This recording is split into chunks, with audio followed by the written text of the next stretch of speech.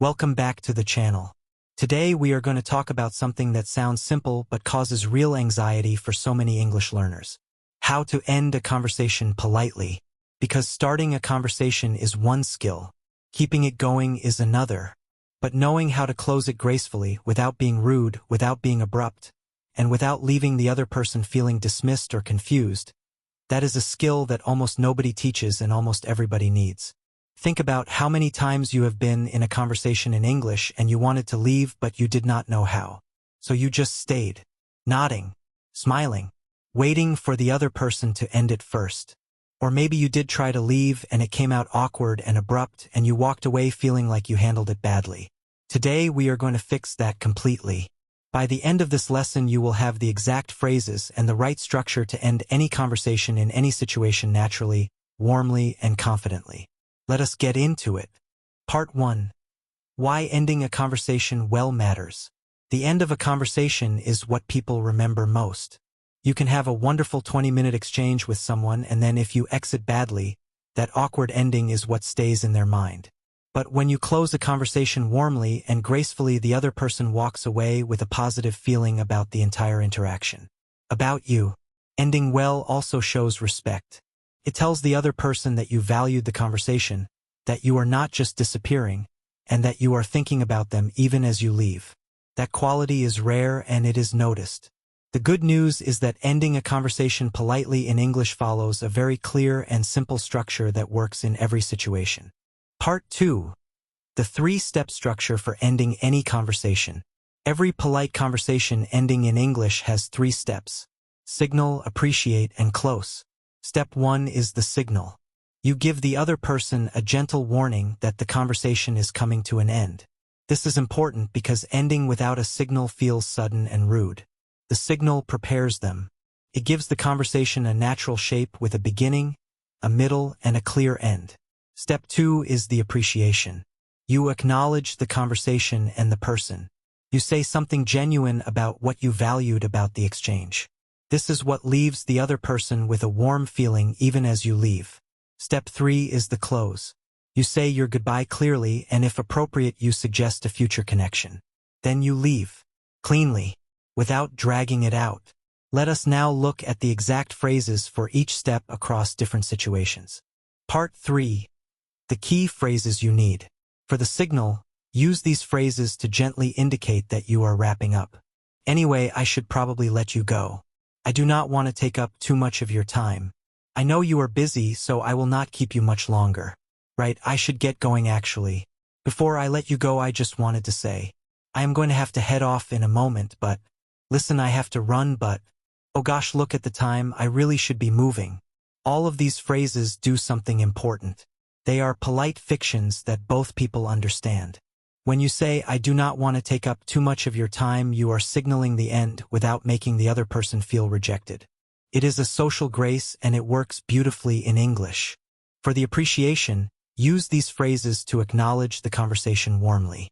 It has been really lovely talking to you. I have really enjoyed this conversation. This has been so useful, thank you. I am really glad we had the chance to catch up. It was wonderful to meet you properly. I feel like we could talk for hours, but thank you so much for your time. I really appreciate it. I have learned a lot from this conversation actually.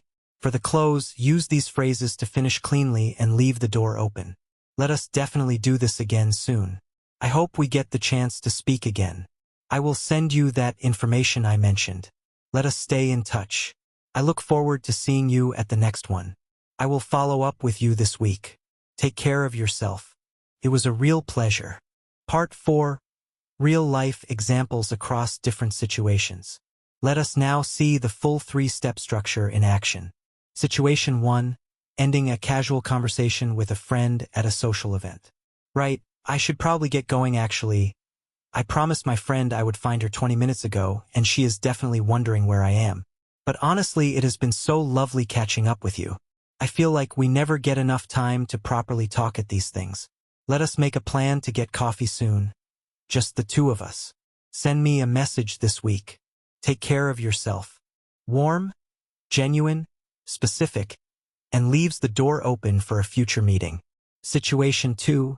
ending a professional conversation at a networking event. I do not want to take up too much of your time because I know there are a lot of people here you need to connect with. But I have genuinely enjoyed this conversation, and I think what your company is doing in this space is fascinating. I would love to continue this conversation properly. Would it be okay if I sent you a message on LinkedIn this week? Wonderful. It was a real pleasure meeting you. Enjoy the rest of the evening. Professional, respectful, and ends with a clear and confident next step.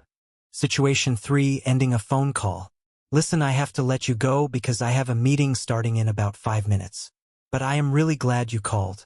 It was so good to hear your voice, and I feel much clearer about everything now. Let us speak again properly at the weekend when we both have more time. Speak soon. Take care.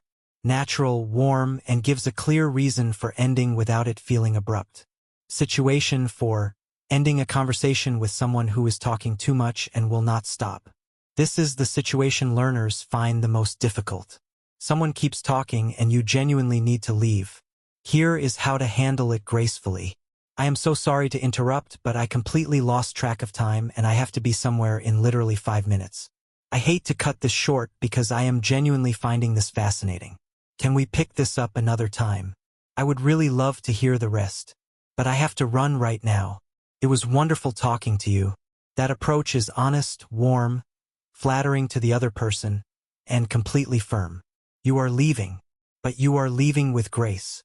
Situation 5, ending an online meeting or video call. Right, I think that covers everything we needed to get through today. Before we wrap up, does anyone have any final questions or anything they want to add? No? Perfect. Well, thank you all so much for your time today. It was a really productive conversation and I think we have a clear path forward. I will send a summary of what we discussed by end of day. Have a great rest of your day, everyone. Speak soon. Professional, organized, and leaves everyone with a clear next action. Final part, a message for you. Ending a conversation well is one of the quietest and most powerful social skills you can develop in English. It shows emotional intelligence. It shows respect. And it leaves people with a genuinely positive feeling about who you are and how you communicate. Remember the 3 steps every time. Signal that you are wrapping up. Appreciate the conversation and the person. And close cleanly with warmth and, if appropriate, a clear next step. Here is your challenge for today. Think about a conversation you had recently in English or in any language. How did it end? Was it clean and warm or was it awkward and abrupt? Now rewrite that ending using the 3-step structure and say it out loud. Notice how different it feels when the ending has intention and warmth behind it. Every conversation deserves a good ending. Make yours count. Thank you so much for watching. If this lesson helped you, please share it and subscribe so you never miss a new lesson.